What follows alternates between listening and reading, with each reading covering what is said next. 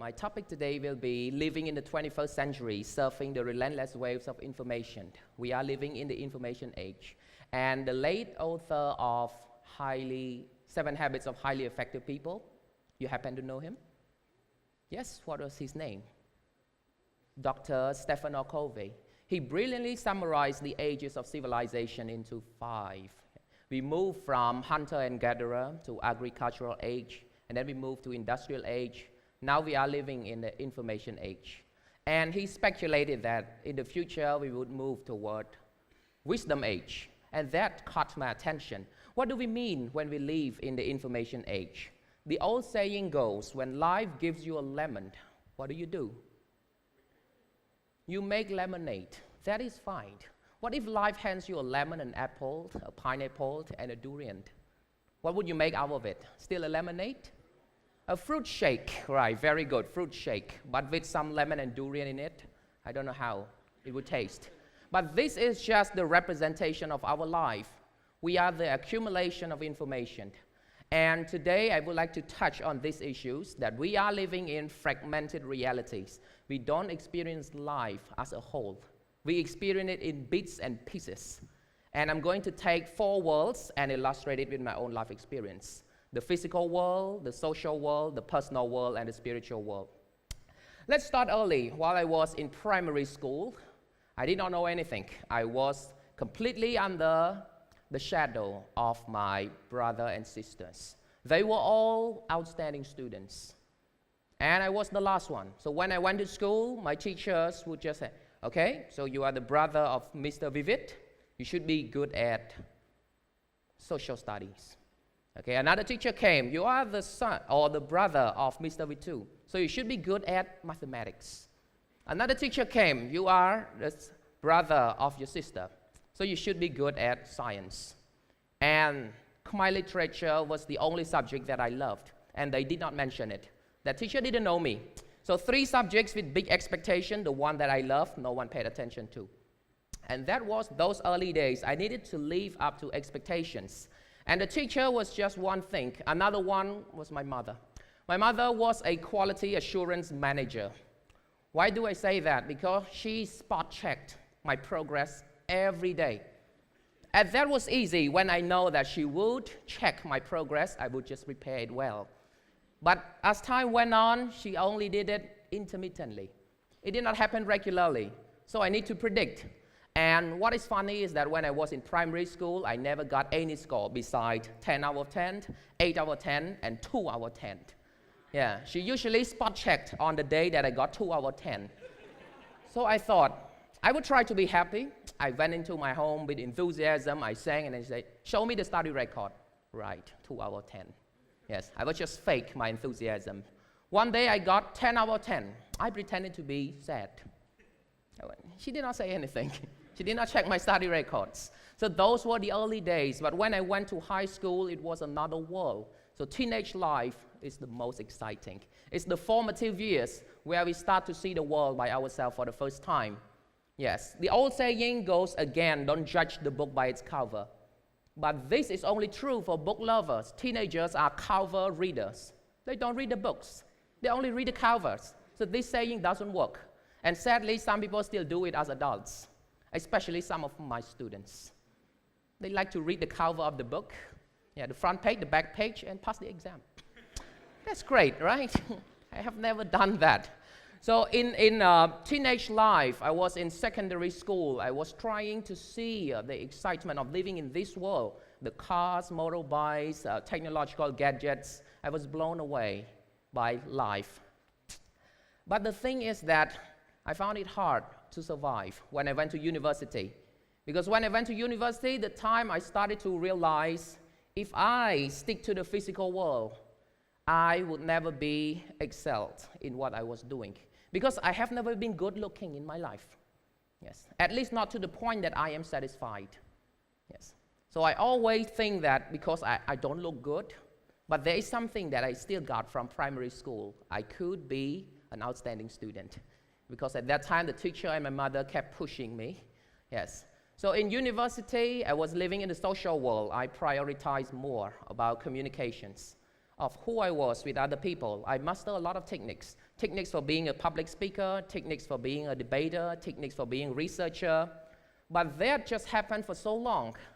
At the end, I suffer what we call MPD, multiple personality disorder. I didn't know who I was. Was I a public speaker? Was I a debater? Was I a joker? Was I a researcher?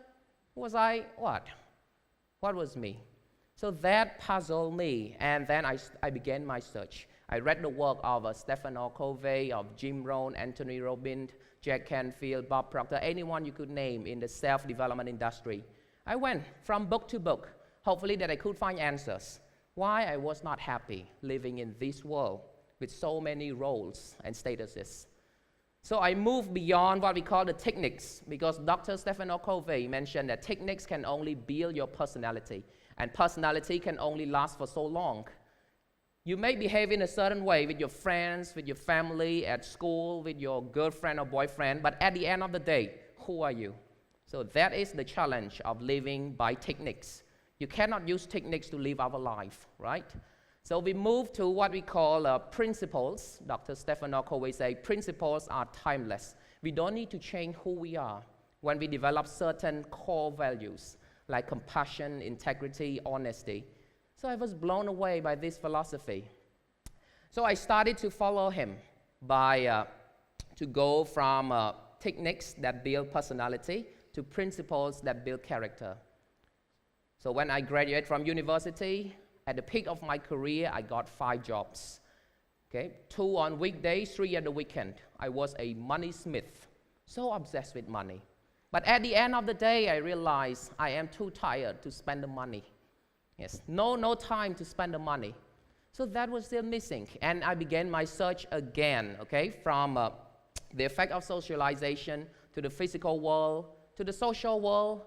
I believe that I should move to something that is more personal. I set goals, I set my purpose, I develop life plans, but still, it doesn't work.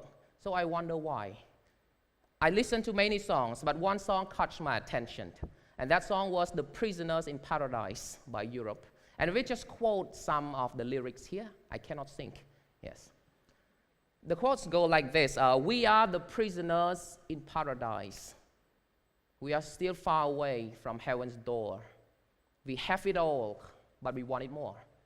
We are so close and yet so far. Yes. And that song caught my attention. And it further goes on that one day we have to ask ourselves, is it right or wrong to turn away from life? Because we are the children of tomorrow hanging on to yesterday. We are pulled by what happened in the past and what is going to happen in the future, that we forget the gift of the present. So that got my attention, and I began my next level, which was spiritual literature. Because as I believe, my father liked to collect books. And the books were stored in many places of my house. When I was growing up, I always saw books. My eldest brother read love stories. My second brother read history. My sister read general knowledge book. And I read nothing because I wanted to pass the exam with flying colors to live up to expectations. But there was one book, and the title was Essence. And I saw the note of my father for only a few pages, and then the notes were gone. I asked him why. He said, I did not understand it. Yeah, so I stopped reading. Go to my brother and my sister, the book were only there. So I began my search. I said, if they could not understand it, I will, because I am the change agent. I want to do something interesting. So I read this book, and then my behavior started to change. At a dinner table conversation, I would say something like this. You know what? In life, when we go to the left, we actually go to the right. So when I started to say this, my family started to pay more attention to me. Not because they were interested in what I said, but in me personally. What do you mean, going to the right, going to the left? And they said I was studying too much. So I just kept on, okay? Now I read spiritual literature even with my students. Whenever I went to class, I always say, the universe is so big. Let's breathe and connect ourselves with the universe. They say, wow. They want to change for another teacher. Yes. But spirituality, although most of us will not take it to the ultimate form, like although we're not going to escape the world and live in a cave, like what we did in hunter and gathering society, we only need to practice its simplest forms. And I can say that in spirituality, the three simplest ways to do it, first one is just to breathe. Yes, some of us forget to breathe. We just let our body do the work. But breathing is a dynamic process. When you breathe consciously, you can connect yourself with the universe. Now, you know how it feels to be my student? You never understand what I say. So you breathe, and then you connect yourself with the universe. The second one is to smile. Just smile. Smile for no reason. Again, this also made my students fear of me. When I smile for no reasons, I smile at the sky, smile at the trees. But I once read about a man who was working underground for 10 years. He had never seen sunlight because he was forced to work there. And the first time he could come to the surface of the earth and saw sunlight for the first time, he was like, and everybody just walked past and did not see him as a regular person. But that is what we should do. We should appreciate life every moment sometimes. So to breathe, to smile, and to be mindful. To be where you are. Yes, wherever you are, just be there. And some of my students apparently are struggling with this. I could tell during final examinations. When we administer the test paper, I can observe the look on their face. They are not living in the moment. They are not thinking about the test. They are thinking about the statuses they're going to post after the test finished, complaining that the teacher did not teach me anything. So I could sense that. So it is time that we reunite everything. Through these three simple movements, we breathe, we smile, and we become mindful of what is happening. Yes, the title of my speech is Surfing the Relentless Wave of Information. If you want to know this, you can just scroll through your social media sites. You will see it, the conflicting information. You will see positive, negative, and for some of us, it's going to be negative. And we become attached to that. We become a negative person. Wherever we go, we try to make other people unhappy, because when they are unhappy, we are happy. I used to live like that. I used to live in a world where my strength become other people's weaknesses, and other people's strength become my weaknesses. And this is not a healthy exchange. Yes, it's endless. So with these three simple movements, just like the surfer, when they surf the waves keep coming, but we are not going to surf all the waves. Choose the waves that surf, that you need to surf, that you find convincing or attractive, which means all the information that circulate around you, you don't have to let all of them get into you. But the thing is this, most of us just stand still without doing anything, and that you get affected by information. Just like the surfers, they cannot get past the wave they don't want to surf by stand there. The wave will just hit them. Yes. In an easy way, you cannot kill all the deadlines by uninstalling calendars in your phone. Yes, some of my students are trying to do that. They uninstall the calendar so that deadlines are gone. Yes. So you can tear off the calendar, but Monday, Tuesday still go on, right? So my message today is about to develop a mind that is open to anything but attached to nothing. When you attach your mind to something, it is no longer open. Yes. So I progress from this, and in spirituality, I don't want to encourage you to be really spiritual, although it is good, but we still take pleasure in the physical, emotional, and the personal world. We still develop techniques to speak confidently. We still have developed qualities like integrity, compassion, but we should move beyond it to just celebrate life as it is. Smile, breathe, and be mindful. Yes, in the words of Michelangelo, he said that, I see the angel in the marble, and I carve until I set him free. My question is, what do we see in ourselves? What do we want ourselves to become beyond the illusion of the physical world, beyond the superficiality of the social world, and beyond the false promise of the personal world? What do we want to do in this life? It is time that we should be aware that life is short, really short. And because it is short, we should live more carefully. It should not discourage us from living.